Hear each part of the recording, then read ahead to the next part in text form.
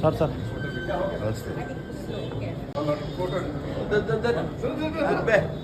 Sir sir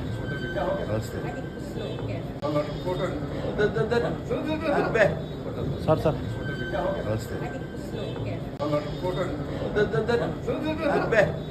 sir sir అందరికీ నమస్కారం. నేను ఇవాళ పొద్దున్నే నిద్ర లేవగానే ఒక వీడియో చూసుకుని నవ్వుకున్నాను. నేను నిన్న మోహన్ బాబు గారి ఫంక్షన్కి వెళ్ళేటప్పుడు లేట్ అయిందని కొంచెం హడావుడిగా వెళ్తున్నాను. అంతలోకే దయాన్ని ఎదురయ్యాడు. ఏదో పిచ్చపాటే మాట్లాడుకున్న తర్వాత రాన్న ఫోటో తీసుకుందాం అంటే వద్దండి ఫోటో వద్దే అని చెప్పేసి నేను చకచక లోపలికి వెళ్ళిపోయాను. అది చాలామంది మిత్రులు కొంచెం అపార్థం చేసుకున్నట్టున్నారు. దయాకర్ గారితో నాకు 30 ఏళ్ల సంబంధం ఉంది. మంచి మిత్రులం. నేనంటే ఎంతో అభిమానంగా ప్రేమగా చూస్తుంటారు. మేము కూడా ఎంతో మాట్లాడుకుంటాం. ఫ్యామిలీ ఫ్రెండ్స్లా ఉంటాం.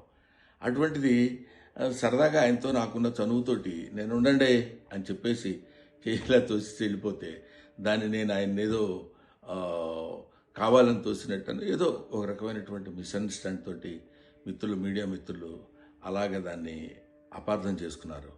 అలాంటిది కాదు. ఆ తర్వాత కూడా ఫంక్షన్లో నేను ఆయన చాలాసేపు మాట్లాడుకున్నాం. అంతకుముందు మాట్లాడుకున్నాం.